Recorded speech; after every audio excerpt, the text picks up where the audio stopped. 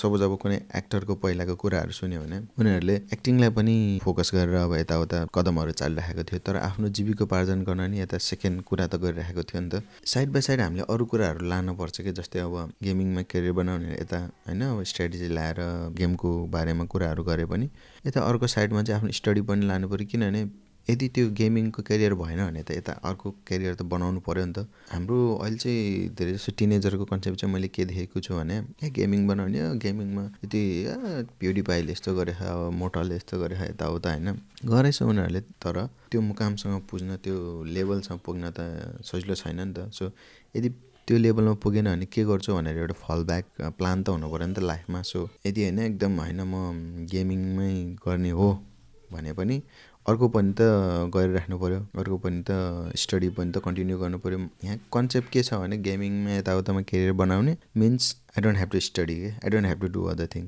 Which is not good होइन। So सधैँ हामीले होइन अल्टरनेटिभ चाहिँ राख्नुपर्छ कि लाइफमा। गेमिङ भन्ने कुरा चाहिँ यस्तो हो, यो दलदल जस्तो हो कि। सो जे कुराले इन्जोयमेन्ट दिन्छ नि त्यसमा नै करियर बनाउँछु भन्ने चाहिँ you have to think twice होइन।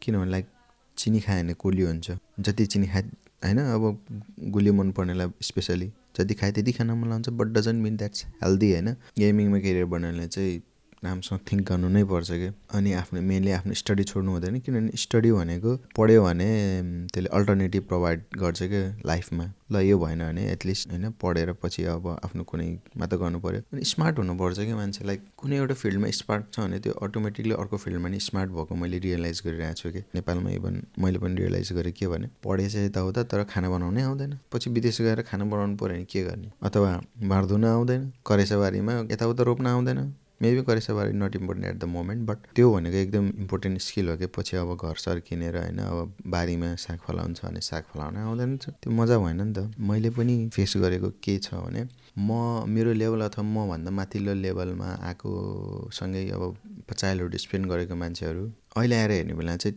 होइन, अहिले आएर कम्पेयर गर्ने बेला चाहिँ कुनै कुनै मान्छेको चाहिँ अब जुन लेभलमा पुग्नुपर्ने त्यो पुगिरहेको छैन क्या। अनि maybe by the and of their life they will regret होइन। मेरो केसमा म एउटा लेभलमा पुगेको यो त एउटा एचिभमेन्ट जस्तै हो होइन, मैले गर्नु अझै धेरै छ। तर कुनै कुनै पहिला सँगै हाँसेको खेलेको मान्छेहरू they don't have to go to some होइन third world country to earn money के, किनभने they could have come to US Australia होइन, यताउता आएर पढेर अब अफिसकै काम गर्नुपर्छ भन्छ होइन, यताउता होइन आफ्नो लाइफ बेटर बनाउन सक्थ्यो नि त। तर त्यो क्रुसियल मोमेन्टमा तिनीहरूले त्यो स्टेप नलिएको भएर आई अलवेज थिङ्क कि they will regret later in their life है। सो आफूले राम्रो करियर बनाएन भने, बाटो कोरेखेन भने, अब सपोज अर्काले आफ्नो छोरी पनि थोडा दिन्छ त्यो झारपात मान्छेलाई होइन, त्यही भएर आफूले आफ्नो लाइफ राम्रो बनाउनलाई वेस्ट गर्ने काम चाहिँ गर्नु हुँदैन, क्लेभर भएर जानुपर्छ। अब sometimes you get addicted that's fine, but